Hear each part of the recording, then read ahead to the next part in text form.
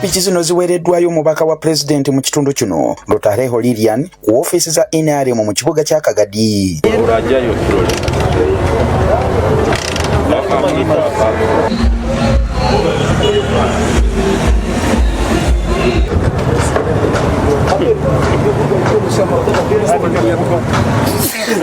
Kyokka Lotareho alabudde abaweereddwa pikipiki zino obutageza kuzikozesa nga bodaboda oba okuzitunda, naye bazikozese okuwenjeza akalulu buli eyeesimbyewo ku kadi ya NRM mu kitundu kino, era yeebaziza ssentebe wa NRM Yoweri Kaguta Museveni olw'okutuukiriza ekisuubizo kye. Tuzokuguza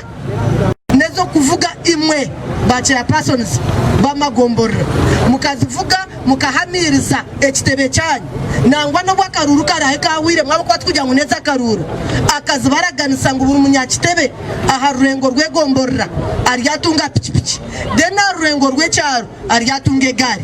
Nyenda kumusima President John Museveni kumurarija epichez muzivuge muzahanjwa muhanjwa kurengo ekitebe cyanyu cyaguma kinamani cyakaruru konka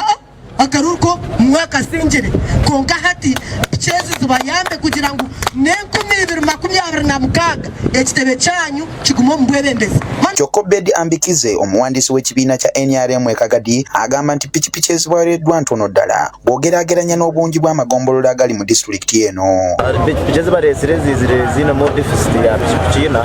konka tukoze deficit ya Kampala twarayongereza pikipiki ina so that covering n'amagombolola garabe gasigire konka nabwo garabe gasigireyo nitu expecting kuba tukoma structure zo mu kwaka so tujja kulinda bamara kukoma ba structure ziriya. Twogeddeko n'abafunye pikipiki zino era balaze essanyu. Pikipiki zino zitafuna kiro kinu kijja kutongera mu amaani kuserera akaruru ko kinisa Yoweri Kaguta Museveni twende kasaruze ebigere obundi abandi batwaraho baitu hati kuruga kiro kinu amaani tongizemu tujya mu gayingira kuruga na shaheno kukiza kimwe biro kwezi 12 nagamba akujja kubaha pikipiki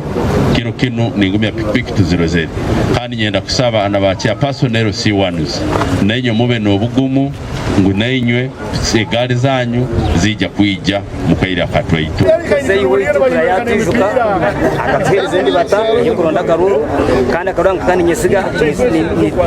nizo karonda ejo hanju kureba ngo sabaga mutyange yona na jumara yo tine kizajira cyasikewe cyona. Kato Faruku yakusakidde emboozi eno